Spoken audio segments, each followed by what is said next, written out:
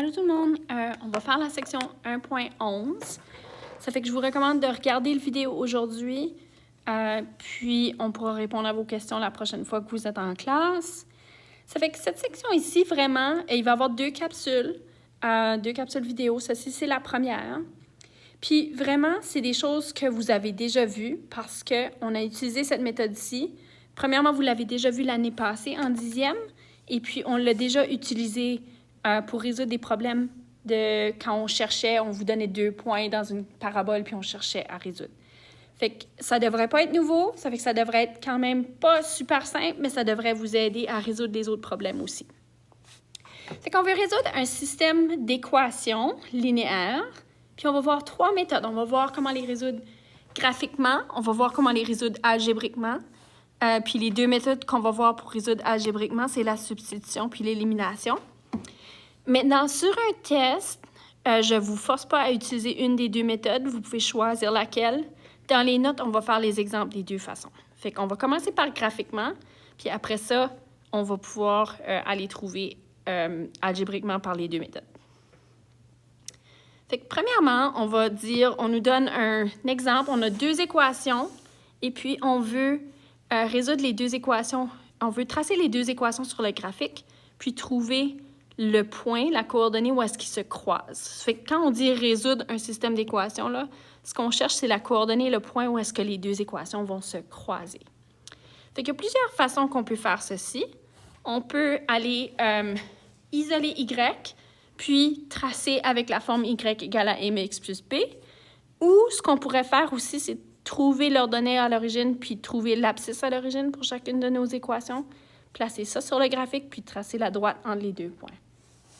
On va commencer par notre première équation ici. C'est que je vais utiliser la forme y égale à mx plus b. Puis là, juste un petit rappel ici, quand on utilise cette forme-là, notre b, c'est notre ordonnée à l'origine, et puis le m, c'est la pente. C'est ça qui nous dit comment on varie dans notre graphique. Fait que si j'isole ici, j'ai mon 2x plus y égale à 5.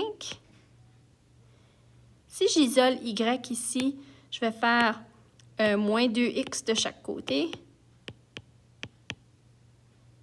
Ça fait que mon équation ici serait y égale à moins 2x plus 5.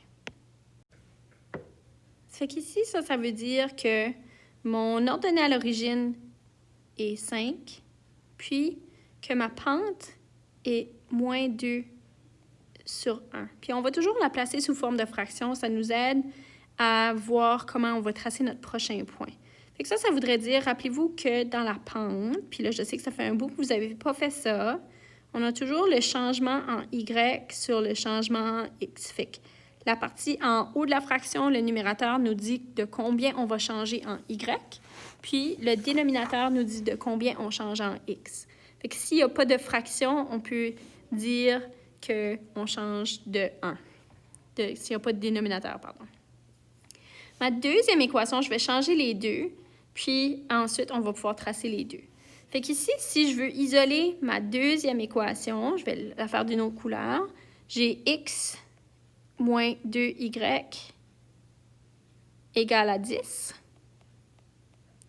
Fait que si je veux isoler mon y pour l'avoir qu'il soit positif, il y a plus qu'une façon que je pourrais isoler ici, mais je pourrais commencer par dire, je vais envoyer mon x de l'autre côté. Je vais faire moins x ici, moins x là. Ça fait que du côté gauche, il nous reste moins 2y. Puis à droite, on a moins x plus 10. Ça fait que maintenant, si on veut isoler y complètement, on remarque que y est multiplié par moins 2. Fait qu'on va devoir diviser par moins 2. Faites juste attention ici, ça veut dire que chaque terme doit être divisé par moins 2 ici. Fait que le premier terme ici va être divisé par moins 2, puis le plus 10 va être divisé par moins 2 aussi. Puis si on simplifie, on va obtenir y. Puis là, je vais vous recommander de laisser le m, laisser le terme avec le x sous forme de fraction ici, parce que ça va nous permettre de tracer le graphique plus facilement. Ça fait qu'ici, si on a un négatif divisé par un négatif, va nous donner un terme positif. Puis on se retrouve avec une demi-x. Et puis notre plus 10 divisé par moins 2 qui va donner moins 5. Fait qu'ici, on a notre m qui est égal à une demi, puis b qui est égal à moins 5. Ça fait que vous allez remarquer que j'ai placé des nombres sur notre plan cartésien. Fait que je vais aller tracer mon premier graphique. Celui que j'avais écrit l'équation en rouge, je vais commencer par aller tracer mon premier point, qui est mon ordonnée à l'origine. Ça fait qu'ici, on sait que ça croise l'axe des y à 5. Puis après ça, la pente, le m nous indique qu'est-ce qu'on doit faire ici pour arriver à notre prochain point. Ça fait qu'ici, le moins 2 sur 1, on a fait remarquer que c'était le changement en y sur le changement en x. Fait que le numérateur nous dit toujours quoi faire en y. Ça fait que là, notre numérateur est moins 2. Ça veut dire qu'on va descendre de 2. Et puis, le dénominateur est 1, qui veut dire qu'on va avancer de 1. Fait qu'ici, notre prochain point est là. On pourrait tracer plusieurs points pour voir comment ce graphique-là continue, mais vraiment, avec seulement 2 points, on peut tracer la droite. Ça fait que je vais vous recommander d'utiliser une règle pour tracer votre graphique. Ensuite, on va aller tracer notre deuxième graphique en bleu. Et puis ici, on va commencer par encore ici, l'ordonnée à l'origine. L'ordonnée à l'origine, ici, notre b est égal à moins 5. Ça fait que mon premier point est ici, à moins 5, y égale à moins 5. Puis ensuite, notre pente est de 1 sur 2. Fait que rappelez-vous, là, ici, la pente, ça nous indique qu'est-ce qu'on fait en y au numérateur, puis qu'est-ce qu'on fait en x au dénominateur. Puis parce que les deux sont positifs, ça veut dire qu'on va monter de 1 et avancer de 2. Donc, en y, on monte de 1. En x, on avance de 2. Et puis, avec nos points, on a juste besoin de 2 points. On peut tracer la droite. Puis, continuez votre droite à travers tout le graphique ici. Et puis là, on voit qu'on a un point d'intersection ici. Ça fait que le point qui se trouve juste ici, c'est l'intersection des graphiques. Ça veut dire que c'est la solution de notre système d'équations. C'est toujours le point où est-ce que les deux se rencontrent. Fait que si on veut trouver notre solution va être sous la forme d'une coordonnée. On va dire que notre solution se trouve à 4 moins 3. Fait que rappelez-vous, la coordonnée est toujours x en premier, y en deuxième. Ça va être notre solution ici de notre système d'équations. Maintenant, le deuxième exemple, on nous demande de le résoudre algébriquement et on veut utiliser la méthode de substitution cette fois-ci. C'est qu'on peut décider quelle est notre première équation. Par exemple, si je dis que ceci, c'est ma première équation et ceci, c'est ma deuxième équation. C'est que ce que je vais faire, c'est que je vais isoler une variable dans ma première équation. Ça fait qu'isole une variable